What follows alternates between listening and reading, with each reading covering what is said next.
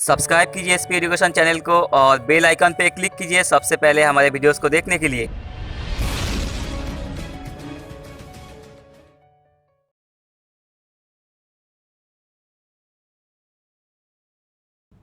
Hello everyone, welcome to our channel SP education. This is Pravagya और अपनी आज की क्लास में हम लोग अपने पॉलिटी के लेक्चर को आगे कंटिन्यू करेंगे। अपनी प्रीवियस क्लासेस में हम लोग पॉलिटी क्या होता है, कॉन्स्टिट्यूशन क्या है, कॉन्स्टिट्यूशन में हमें क्या क्या पढ़ना है, आपके पास जो कॉन्स्टिट्यूशन अवेलेबल है वो किस तरीके से बना है, ये टॉपिक हम लोग डिटेल में देख चुके हैं। तो आज की क्लास में हम लोग आगे उसी टॉपिक को कंटिन्यू करते हुए अपने कॉन्स्टिट्यूशन के शेड्यूल्स के बारे में डिस्कशन करेंगे। हम लोग डिस्कस करेंगे हमारे कॉन्स्टिट्यूशन के शेड्यूल्स क्या हैं। देखिए, उसके लिए सबसे पहले शेड्यूल्स की अगर मैं बात करूं तो शेड्यूल को हम लोग बोलते हैं अनुसूचियां। क्या होते हैं शेड्यूल? अनुसूचियां। तो सबसे पहले हमें यह देखना पड़ेगा कि ये अनुसूचियां होती क्या हैं। ठीक है, हम लोग देख चुके कि कॉन्स्टिट्यूशन एग्जैक्टली बना कैसे। कॉन्स्टिट्यूशन जब बना तो हमारे पास प्रीएम्बल था, हमारे पास कुछ आर्टिकल थे, कुछ शेड्यूल थे एंड कुछ पार्ट्स थे।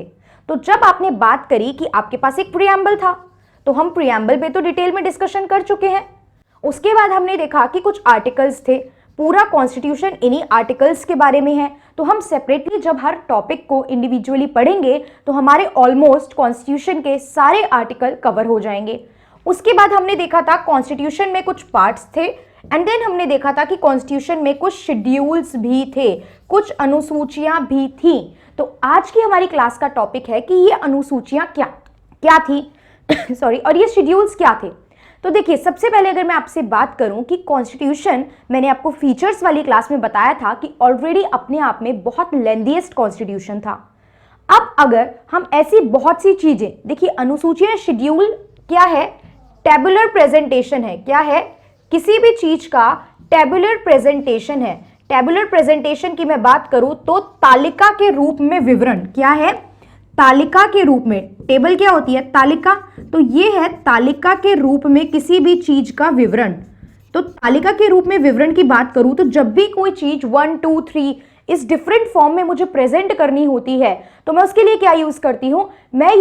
मैंने उनसे कॉन्स्टिट्यूशन में ऐड करने की जगह क्या करा, मैंने उसके लिए सेपरेट शेड्यूल बना दिए। बिकॉज अगर मैं इतने सारी डिटेल्स को कॉन्स्टिट्यूशन में डायरेक्टली ऐड कर देती with all the articles and thing, तो कॉन्स्टिट्यूशन अपने आप में बहुत ज्यादा बल्कि हो जाता। पहले से ही बल्कि था, अगर ये सब भी ऐड हो जाता तो कॉन्स्टिट्यूशन और ज्यादा बल्कि हो जाता। तो दिस इज द रीजन हमने क्या करा है, हमने इनके लिए, ऐसी चीजों के लिए, ऐसे टॉपिक के लिए सेपरेट क्या बना दिए हैं? शेड्यूल्स बना दिए हैं। ठीक है, तो ये शेड्यूल्स की ही बात हम लोग करेंगे आज की क्लास में इन डिटेल। मल्टीपल जो है, देखिए एक तो इजी टॉपिक है और प्लस हर एग्जाम में पूछे जाने वाला टॉपिक है। टोटल शेड्यूल की मैं बात करूं, आपको स्क्रीन पे अभी यहाँ पे हमारे पास 12 शेड्यूल दिख रहे हैं।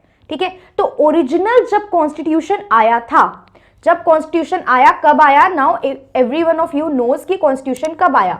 1950 में जब कॉन्स्टिट्यूशन आया, जो कि मेरा ओरिजिनल कॉन्स्टिट्यूशन था। तो जब मूल संविधान की मैं बात कर रही हूं तो मूल संविधान में कितने शेड्यूल्स थे? मूल संविधान में थे 8 शेड्यूल। कितने शेड्यूल थे? 8 शेड्यूल। उसके बाद स्वर्ण सिंह कमेटी की रिकमेंडेशन पे, कोई कमेटी होती है ना जो बोलती है कि ऐसे ऐसे करना चाहिए, तो एक पर्टिकुलर कमेटी के नाम याद रखने भी जरूरी हो जाते हैं।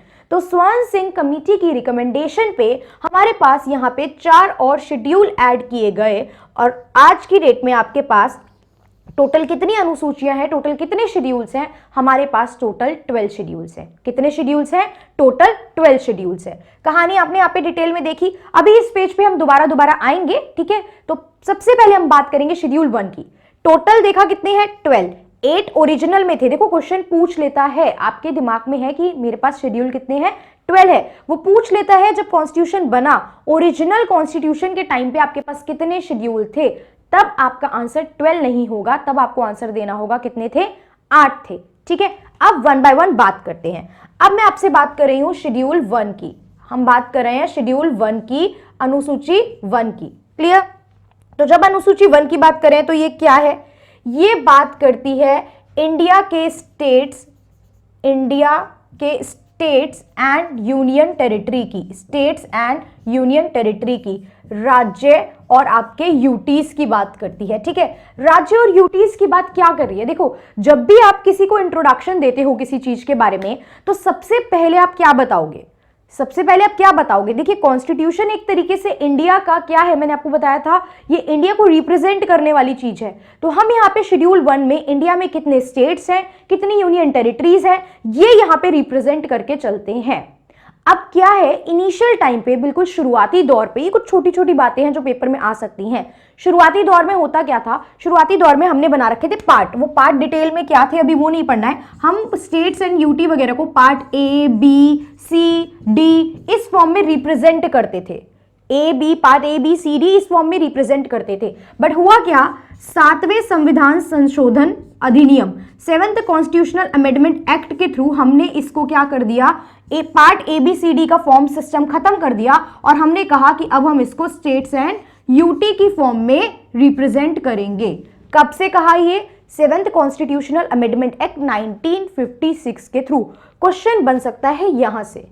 ठीक है, this can be asked in your question, तो ये चीज आपको पता होनी चाहिए। क्लियर हुई बात? अब आ जाओ शेड्यूल 2 पे। शेड्यूल 1 में इतनी बात थी, ठीक है, इससे ज्यादा कुछ नहीं देखना है। शेड्यूल 2, हर टॉपिक बहुत डिटेल में पढ़ने का नहीं होता है, और अभी इन सब चीजों के बारे में तो हम आगे आर्टिकल्स जब पढ़ेंगे तब भी बहुत सी चीजें देखेंगे। शेड्यूल जो आपका सेकेंड है वो बात करता है सैलरीज के बारे में। किसके बारे में? सैलरी एंड अलाउंसेस के बारे में। सैलरी एंड अलाउंसेस के बारे में। किसके बारे में? सैलरी क्या होती है हमारी? वेतन एवं भत्तों के बारे में बात करता है। किसके वेतन और भत्तों के बारे में बात करता है ये बताओ?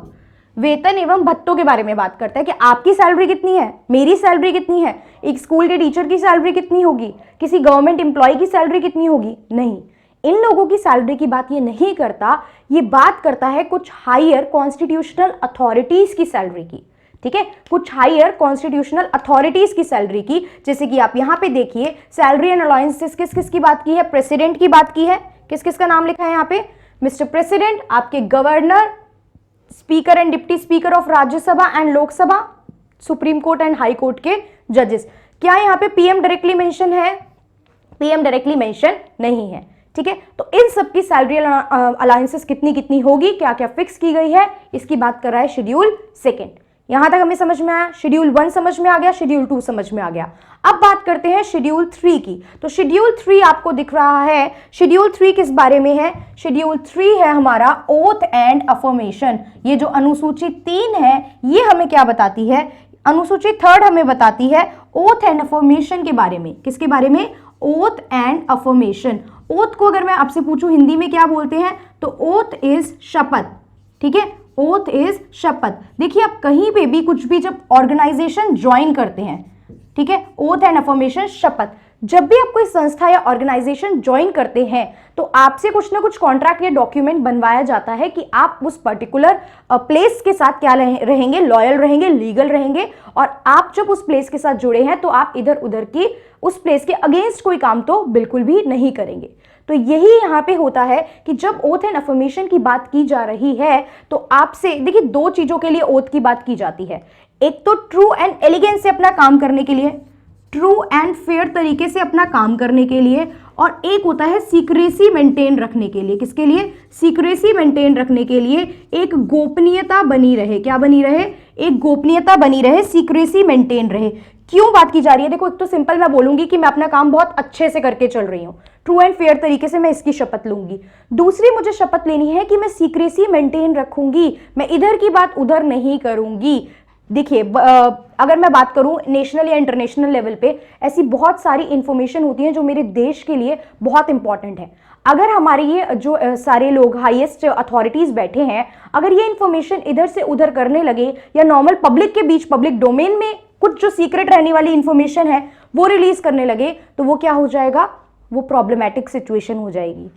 तो इसीलिए यहाँ पे true and fair plus secrecy दोनों की ओथ, इनको दोनों की शपथ यहाँ पे अथॉरिटीज को लेनी पड़ती है। अब किस किस की बात की गई है, कौन कौन ओथ लेता है, कौन कौन ओथ नहीं लेता है। ठीक है, तो नहीं लेता में देखिए यहाँ पे हम देख लेते हैं, यहाँ पे लिख लेते हैं 3 पर्सन है। 3 पर्सन के नाम हम लिखते हैं president, right, vice president, president, vice president and आपके गवर्नर। इनकी ओथ की बात नहीं लिखी है। अब क्वेश्चन तो यहीं से बनता है ना, आपको ऑप्शन दे देगा कि शेड्यूल थर्ड ओथ के बारे में है एंड इसमें किस किस की ओथ मेंशन है या किस किस की ओथ मेंशन नहीं है। ए बी सी डी करके ऑप्शन दे दिया and you have to mark. तो अगर प्रेसिडेंट, वाइस प्रेसिडेंट या गवर्नर, राज्यपाल का नाम आप लिखा हुआ देखते हो तो आपको लगाना है कि इन तीनों की ओथ एंड अफर्मेशन के बारे में हमारे कॉन्स्टिट्यूशन में मेंशन, यहां पे शेड्यूल थर्ड में मेंशन नहीं किया गया है। इतना समझ में आया? अब हम बात करते हैं शेड्यूल 4 के बारे में। क्या है ये शेड्यूल 4? थर्ड तक तो आपने बता दिया। अब शेड्यूल 4 क्या है, अनुसूची 4 क्या है?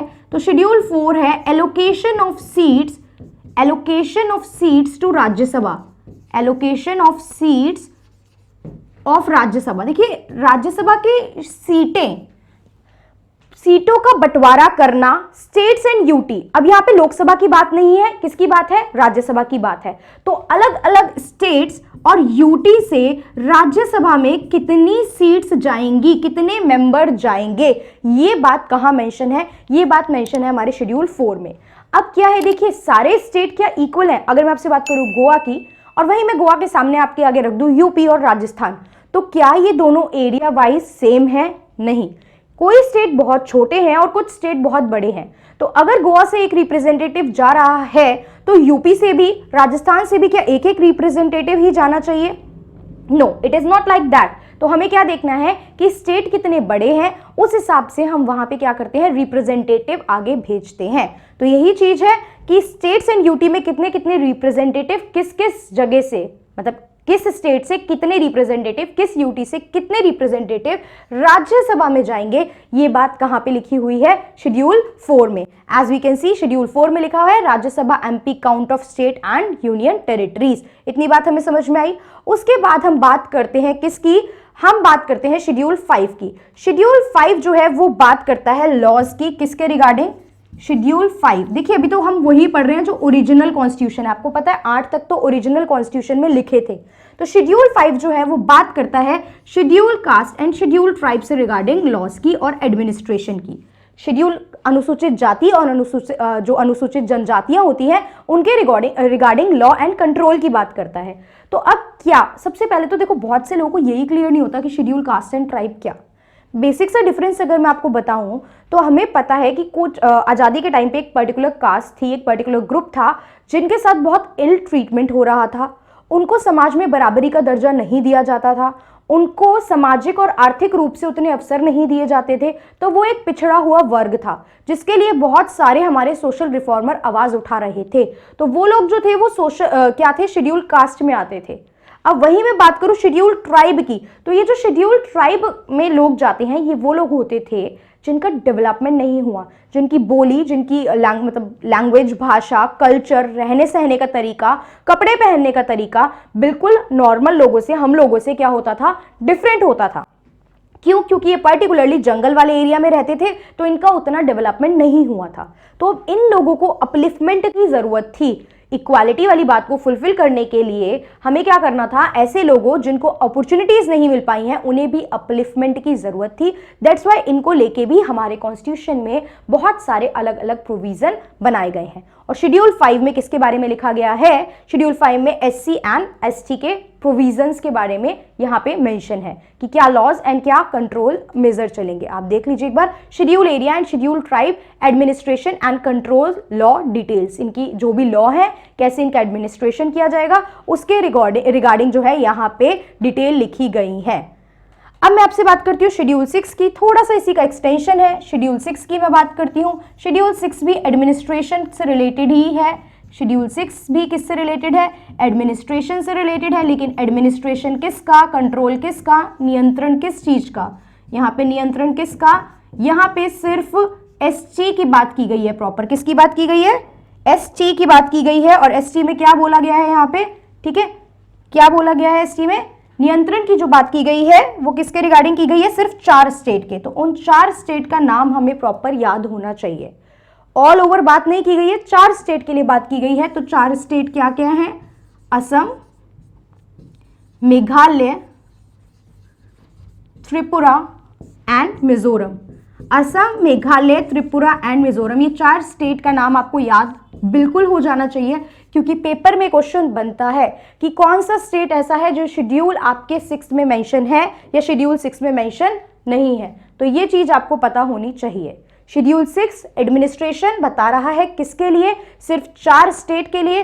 कौन 4 स्टेट हैं? असम, मेघालय, त्रिपुरा एंड मिजोरम। AMTM करके आप इसे याद रखिए और बिल्कुल अभी याद कर लीजिए। डायरेक्ट क्वेश्चन बहुत से पेपर में बनता है, ठीक है। आप इसके बाद क्वेश्चन ट्राई करिएगा शेड्यूल्स के रिगार्डिंग, जितने भी क्वेश्चंस एग्जाम में आए हैं सर्च करिए, क्वेश्चन बनाने की कोशिश कीजिए और फिर उसमें कुछ डाउट आता है तो आप उसको पूछिए। असम, मेघालय, त्रिपुरा एंड मिजोरम, ये बात हुई शेड्यूल 6 की। अब हम आते हैं शेड्यूल 7 पे। अब हम आते हैं किस पे? शेड्यूल 7 पे। क्लियर? तो शेड्यूल 7 किस चीज के रिगार्डिंग है? देखिए शेड्यूल 6 मैंने आपको बता दिया असम, मेघालय, त्रिपुरा, मिजोरम को लेके है, ये हमने देखा। असम की बात की है, मेघालय की बात की है, त्रिपुरा की बात की है और मिजोरम की बात की है, ये हमने देख लिया। अब हम बात करते हैं शेड्यूल 7 के बारे में। तो शेड्यूल जो 7 है ये हमारा किस चीज से रिलेटेड है? ये रिलेटेड है शेड्यूल 7 और शेड्यूल 7 रिलेटेड है हमारा लिस्ट से। किससे रिलेटेड है? लिस्ट से। लिस्ट क्या? देखिए बहुत सारे ऐसे सब्जेक्ट्स हैं, आपको पता है centre alone can not manage all the thing. Centre अकेला सारी चीजें मैनेज नहीं कर सकता, स्टेट अकेला सारी चीजें मैनेज नहीं कर सकता। तो इसके लिए इनके काम को, इनके फंक्शंस को डिवाइड कर दिया कि पर्टिकुलरली, और अगर नहीं डिवाइड करोगे तो कॉन्फ्लिक्ट होगा। सेंटर बोलेगा ये स्टेट इस मामले में इंटरफेयर कर रहा है, स्टेट बोलेगा सेंटर हमें अथॉरिटी नहीं दे रहा है। तो इसीलिए हमने क्या करा, इनके सब्जेक्ट्स को डिवाइड कर दिया।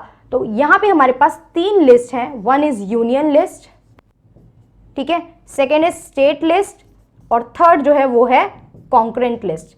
Union list, state list and concurrent list, ये 3 लिस्ट हमारे पास हैं, ठीक है। क्या है? यूनियन की बात करें तो संघ सूची है, ये राज्य की सूची है आपके पास, और ये आपके पास समवर्ती सूची है।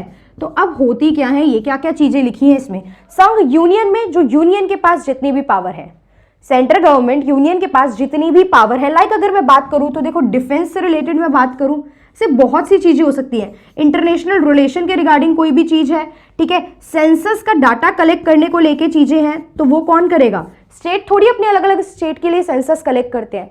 तो ऐसे बहुत सारे मैटर हैं जो किस लिस्ट में जाते हैं? यूनियन लिस्ट में, जिनके लिए कानून कौन बनाएगा? यूनियन गवर्नमेंट बनाएगी। उसके बाद बात करते हैं राज्य सूची, स्टेट लिस्ट। स्टेट लिस्ट में जैसे कि हो गया आपका पुलिस, ये अलग अलग एरिया का जो पुलिस एंड एडमिनिस्ट्रेशन है, ये कौन देख रहा है? ये अपनी अपनी स्टेट्स ही देख रही हैं, कोई दूसरी स्टेट या यूनियन आके इनके काम में इंटरफेयर नहीं कर रही है। तो ऐसे मल्टीपल सब्जेक्ट हमें स्टेट लिस्ट में देखने को मिलते हैं। कॉन्करेंट लिस्ट की बात करूं तो कॉन्करेंट लिस्ट में यूनियन भी इन्वॉल्व है प्लस स्टेट भी इन्वॉल्व है। ऐसे बहुत से चीजें हैं जहां पे यूनियन और स्टेट दोनों कंबाइंड डिसीजन लेंगी। लाइक मैं बात करूं एजुकेशन की, किसकी बात करूं? एजुकेशन की। तो देखिए आपने सुना है ना, एक बोर्ड है CBSE, 10th 12th में आपको ऑप्शन मिलता है कि आप कौन सा बोर्ड ऑप्ट करोगे। एक बोर्ड रहता है CBSE जो कि सेंटर लेवल का बोर्ड है, वहीं उसके अलावा अलग अलग state, UP board, Rajasthan board, ऐसे अलग अलग स्टेट के अलग अलग बोर्ड भी हमें देखने को मिलते हैं। क्यों ऐसा देखने को मिलता है? क्योंकि ये कॉन्करेंट लिस्ट का सब्जेक्ट है, यहाँ पे आपका सेंटर भी कानून बना सकता है, सेंटर के पास भी पावर है प्लस स्टेट के पास भी पावर है। व्हाट इफ, एक क्वेश्चन अगर हम दिमाग में लाएं, क्वेश्चन आ सकता है ऐसा, ठीक है, व्हाट इफ अगर कॉन्फ्लिक्ट हो जाए सेंटर और स्टेट के बीच में, किसी कानून को, यहाँ पे किसी डिसीजन को लेने में अगर कॉन्फ्लिक्ट हो जाता है, दोनों आपस में एक दूसरे से एग्री नहीं कर रहे हैं, तो होगा क्या? उस केस में जो भी सेंटर के द्वारा पास की गई लॉ होगी, जो भी सेंटर कह रहा है वो चीज यहाँ पे प्रिवेल की जाएगी। क्लियर हुआ?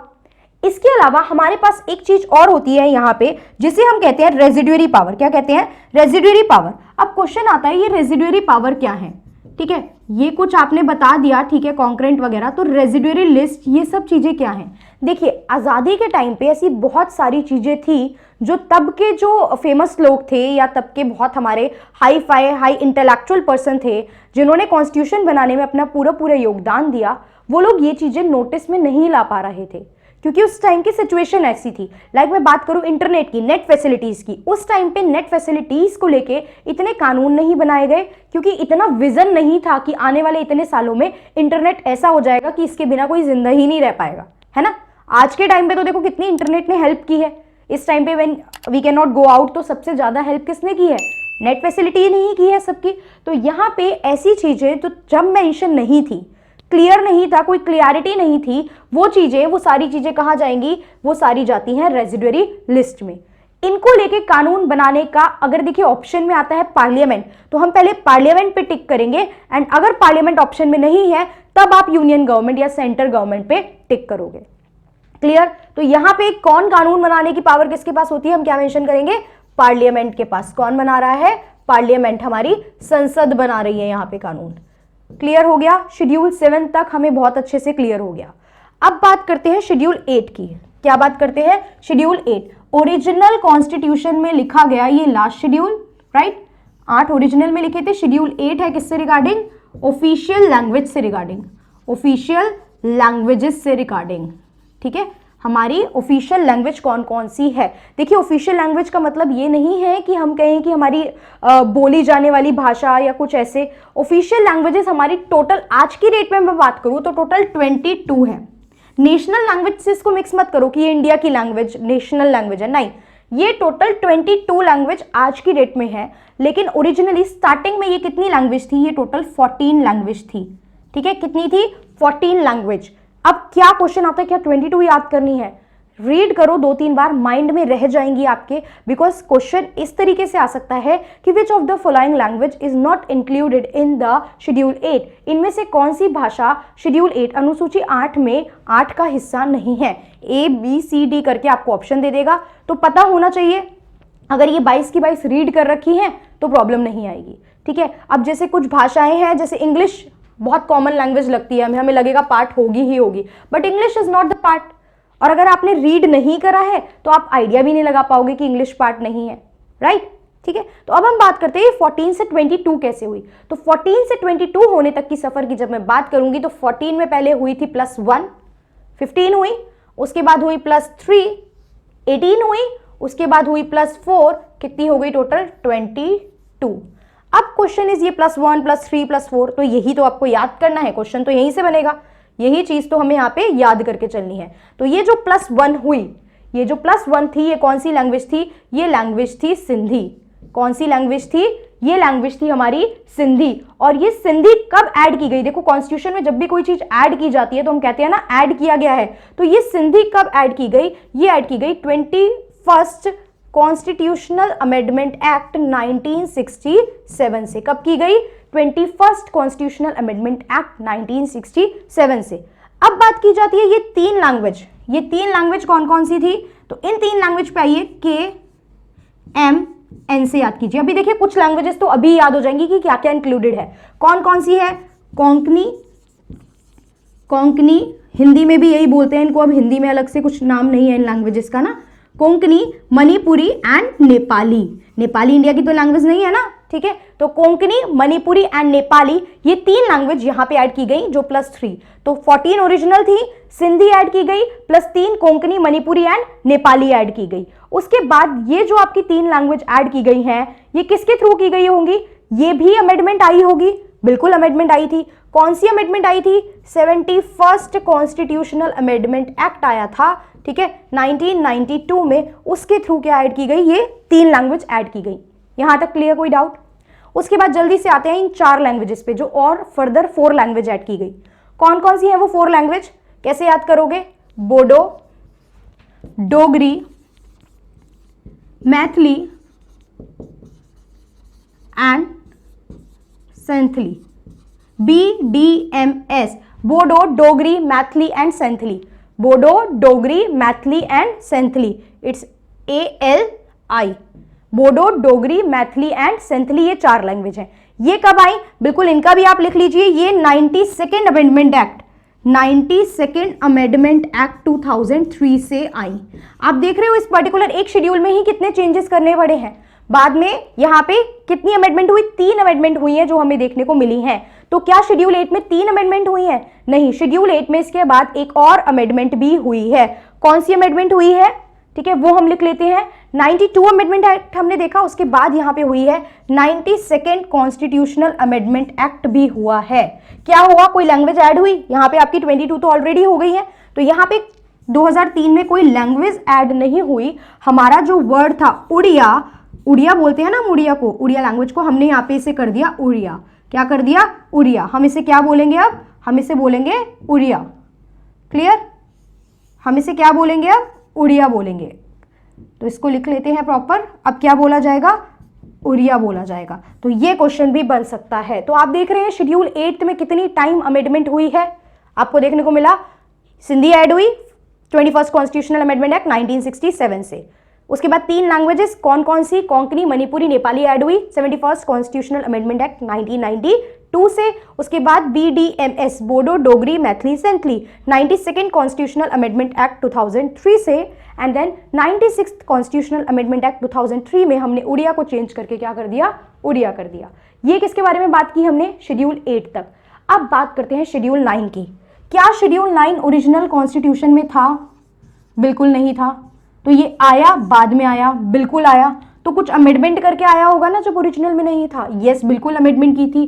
क्या अमेंडमेंट थी? फर्स्ट कॉन्स्टिट्यूशनल अमेंडमेंट एक्ट 1951 के थ्रू ये चीज आई।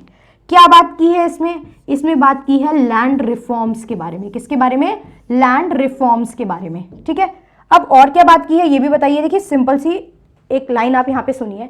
यहाँ पे कहा जाता था कि जो भी लॉज बनाई जा रही है ना, कुछ पहले यहाँ पे कहा गया कि जो लॉज बनाई जा रही हैं, क्योंकि आप बार बार कोई भी मैटर है आप सुप्रीम कोर्ट में लेके जाओगे, सुप्रीम कोर्ट इंटरफेयर करेगा, तो यहाँ पे प्रॉब्लम हो रही है बार बार इन चीजों में। तो यहाँ पे कहा गया कि जो भी चीजें शेड्यूल 9 के अंदर आइटम डाल दी गई उनका जुडिशियल रिव्यू नहीं होगा, उनका जुडिशियल रिव्यू नहीं होगा, ये कहा गया। लेकिन देखिए ये जजमेंट तो आ गई, लेकिन अब प्रॉब्लम, क्या प्रॉब्लम आ रही है कि शेड्यूल 9 में डलने वाली आइटम इंक्रीज होती जा रही हैं। शेड्यूल 9 में बहुत सारी आइटम डल रही हैं। मतलब सरकार इस कानून का, क्योंकि जुडिशियल रिव्यू नहीं हो सकता, जुडिशियल रिव्यू क्या होता है डिटेल में देखेंगे, बट यहाँ पे देखिए कि कोई भी लॉ की फॉर्म में कोई हस्तक्षेप सुप्रीम कोर्ट कोई भी आपको आपके एक्शन और डिसीजन पे क्वेश्चनिंग नहीं कर सकता, इतना जान के चलिए अभी। ठीक है, तो अब यहाँ पे प्रॉब्लम हो रही है, सरकार अपनी मनमर्जी के लिए इस कानून का, इस पर्टिकुलर शेड्यूल का यूज कर रही है। तो अब यहाँ पे सुप्रीम कोर्ट ने 1973 में एक नई जजमेंट दी और कहा ठीक है 1973 से पहले तो जो यहाँ डल गया उस चीज का जुडिशियल रिव्यू नहीं होगा, लेकिन आफ्टर 1973 जो भी चीजें जाएंगी उन सब का जुडिशियल रिव्यू होगा। ये कहां बोला? ये बोली गई है बात शेड्यूल 9 में। Is that clear? कौन से अमेंडमेंट एक्ट से आया ये आपको क्लियर हो गया। ठीक है, अब बात करते हैं हम शेड्यूल 10 की। जल्दी से देखते हैं, कुछ इजी से कंसेप्ट है ये यहाँ पे हमारे शेड्यूल 10 की। शेड्यूल 10, अब ये भी किसी अमेंडमेंट से एक्ट किया गया होगा, बिल्कुल। यहां तक आते आते 52nd कॉन्स्टिट्यूशनल अमेंडमेंट एक्ट 1985, मतलब बीच में ऐसी बहुत सारी चीजें हो चुकी हैं जिनके थ्रू कॉन्स्टिट्यूशन में और भी कुछ कुछ ऐड किया जा चुका है, राइट। तो ये तो 1985 में ऐड किया गया। क्या था ये था एंटी डिफेक्शन को लेके कानून। किसको लेके? एंटी डिफेक्शन को लेके। क्या है एंटी डिफेक्शन? दल बदल कानून, दल बदल।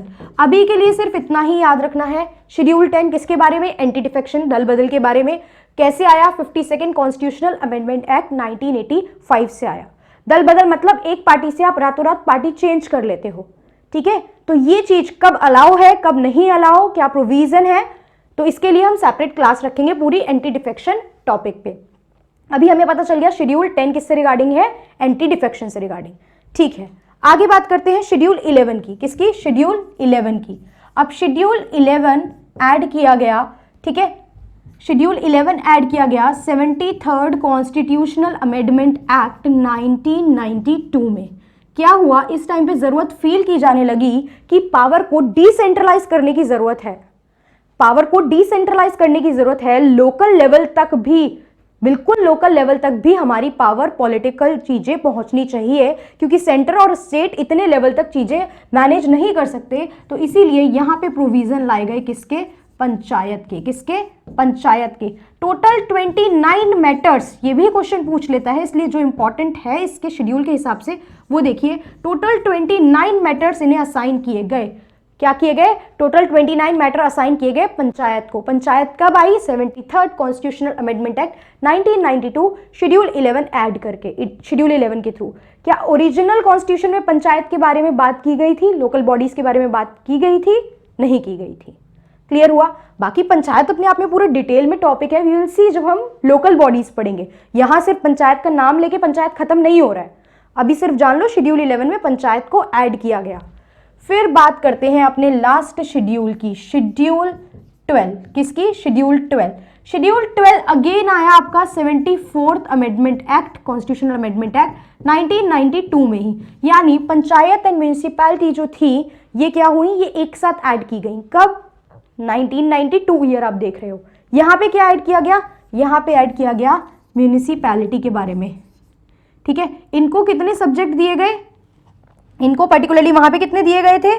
ठीक है, हमने देखा तो यहाँ पे कितने दिए गए, अगर मैं आपसे बोलूं तो यहाँ पे सब्जेक्ट दिए गए हैं हमारे टोटल 18। म्यूनिसिपैलिटी में कितने सब्जेक्ट दिए गए हैं? 18 सब्जेक्ट पे यहाँ पे डिस्कशन की गई है। Is that clear? कोई डाउट? शेड्यूल 1 से लेके 12 तक हमने डिस्कशन किया। शेड्यूल 1 to 8 ओरिजिनल में थे, 9 to 12 बाद में आए हैं। इफ यू वांट, आप क्या करना, आप एक इस तरीके से ना टेबल बना सकते हो। ठीक है, कि यहाँ पे लिखा सीरियल नंबर 1 2 3 करके लिखोगे, उसके बाद एक लिखना शेड्यूल्स 9 10 11 12 कौन से अमेंडमेंट एक्ट के थ्रू आए हैं, अबाउट ये शेड्यूल किस चीज के बारे में है। इस तरीके से आप एक टेबल बना लेना जिससे आपको ये चीज आसान रहेगी लास्ट में रिवाइज करने में। नंबर 1 2 3 4 शेड्यूल 9 10 11 12, ठीक है, किस किस अमेंडमेंट से आए हैं और किस पर्टिकुलर चीज के बारे में वो शेड्यूल है। एक छोटी सी बात और जान लीजिए, हमने पीछे एक शेड्यूल 6 डिस्कस करा था। क्या डिस्कस करा था? शेड्यूल 6 डिस्कस करा था। एक फैक्चुअल इंफॉर्मेशन है, किसी एक पेपर में आ गया था, इसलिए बस यहाँ पे हम इस बात को लिख के चल रहे हैं। तो ये शेड्यूल 6 जो था ये किसकी रिकमेंडेशन पे आया था? ये आया था बरदौली कमेटी की रिकमेंडेशन पे। किसकी रिकमेंडेशन पे? बरदौली कमेटी ने अपनी रिकमेंडेशन सबमिट की थी, जिसकी वजह से ये हमारा शेड्यूल 6 जो है वो इंट्रोड्यूस किया गया था। तो अब हमने टोटल 12 शेड्यूलों के बारे में डिटेल में देख लिया है। देख लो फटाफट। स्टेट एंड यूटी के बारे में बताया है, सैलरीज के बारे में बताया है, ओथ के बारे में बताया है शेड्यूल 3 में। 4th में आपके बताया है राज्यसभा में किस स्टेट और यूटी से कितनी कितनी सीट जाएंगी। 5th में बताया है schedule area and schedule tribes के एडमिनिस्ट्रेशन को लेके। 6th में बताया है शेड्यूल ट्राइब्स के बारे में, एरिया के बारे में नहीं। अगर क्वेश्चन आता है ट्राइब्स की डिस्कशन कौन कौन से शेड्यूल में की गई है तो इट्स शेड्यूल 5 एंड 6। और शेड्यूल एरिया की सिर्फ किस में की गई है? ओनली 5th शेड्यूल में। ठीक है, कौन कौन से स्टेट है? AMTM से याद रखा है हमने, असम, मेघालय, त्रिपुरा, मिजोरम। असम, मेघालय, त्रिपुरा, मिजोरम, 4 स्टेट याद रखने हैं। शेड्यूल 7 स्टेट लिस्ट के बारे में बात की है, union, state, concurrent and residuary क्या होता है ये देखा है। 8 में हमने ऑफिशियल लैंग्वेज देखी, आज 22, ओरिजिनल 14, कैसे 14 से 22 हुई ये देख ली है। शेड्यूल 9 में हमने देखा कि कुछ एक्ट और रेगुलेशन का वैलिडेशन, मतलब 1973 से पहले no judicial review and after that बोल दिया कि यस जुडिशियल रिव्यू होगा। 10 हमने देखा एंटी डिफेक्शन के बारे में है, जो दल बदल सीट्स अपनी चेंज कर लेते हैं ये MP MLAs वगैरह, उसके बारे में था। 11 जो था पंचायत एंड 12 जो था municipality, 73rd and 74th constitutional act के बारे में ये सारी चीजें हमने देखी। ठीक है, तो अपनी नेक्स्ट क्लास से हम लोग क्या करेंगे, हम लोग अब पर्टिकुलरली शेड्यूल देख ली है पूरे। अब पार्ट्स की डिस्कशन तो देखो बीच में कोई एक वीडियो बना लेंगे पार्ट के बारे में, क्योंकि पार्ट एक एक करके पार्ट ही पढ़ना स्टार्ट करना है कि part first is about this. तो पार्ट फर्स्ट में आर्टिकल्स 1 to 4 आ रहे हैं, तो उनकी डिस्कशन हम लोग करना स्टार्ट करेंगे। और बीच में कोई टॉपिक है, जैसे एंटी डिफेक्शन एक टॉपिक मैंने कहा डिस्कस करना है, तो इनको इन बिटवीन वीडियोस बना के उन्हीं के साथ हम लोग क्या कर देंगे, इंसर्ट कर देंगे। Okay, so that's all for today. Thank you for watching the video.